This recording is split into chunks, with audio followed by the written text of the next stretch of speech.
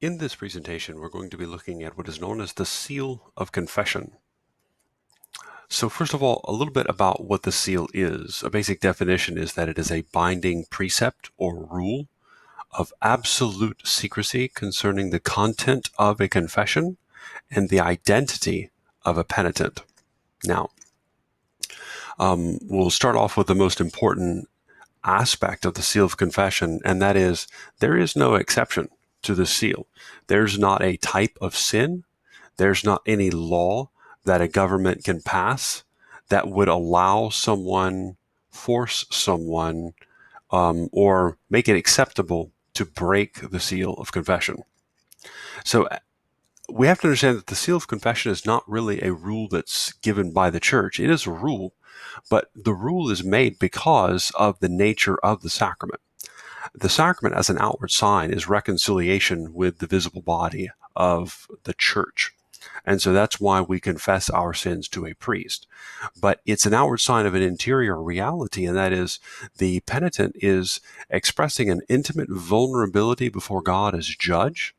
And because of that vulnerability, it is absolutely necessary that what is said in confession is kept absolutely secret. So it's not just some rule that we've come up with that kind of helps confession. It stems from the very nature of confession itself, and that is an intimate encounter with God who is in secret. So, first of all, who is bound by the seal of confession? Actually, anyone who hears a confession is bound by the seal of confession. So, first of all, confessors, those ministers of the sacrament, of course, they're bound by the seal of confession. They're the ones who are intended to hear the confession in the first place.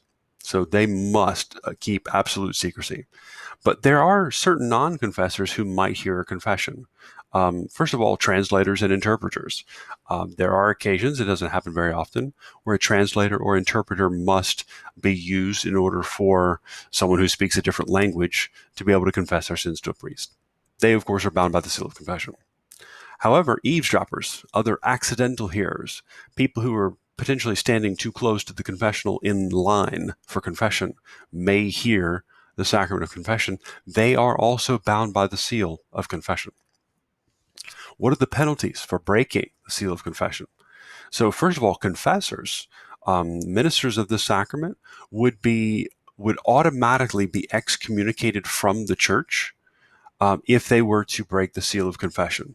And this excommunication could only be lifted by the Pope himself. And so a priest who breaks the seal of confession would have to petition Rome in order to have the excommunication lifted.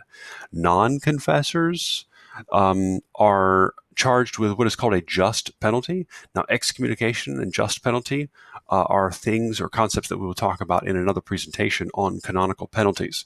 But basically, it means it's up to the bishop after he investigates the situation to see if there's a just penalty that should be applied to someone who has broken the seal of confession. So ultimately, why? Why do we need this seal of confession? Well, it does stem from the sacrament itself, but we have to, first of all, maintain the interior reality of the sacrament. You see, confession to God, who hears in secret and never reveals the sins of others, that's what confession is. We're coming to God in the person of the priest, and we're revealing ourselves. We're opening ourselves up.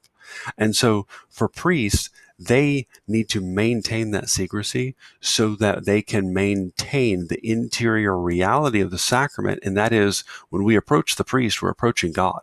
And God is in secret. He hears in secret. He judges in secret. Also, to facilitate the sacrament, how many people would want to confess their sins to a priest if they knew that the sin was going to be revealed by the priest, or if they knew that it was possible? Right? As long as the seal of confession is in place, then the penitent's trust is gained. And so the penitent feels more open and can engage in the sacrament in an authentic way.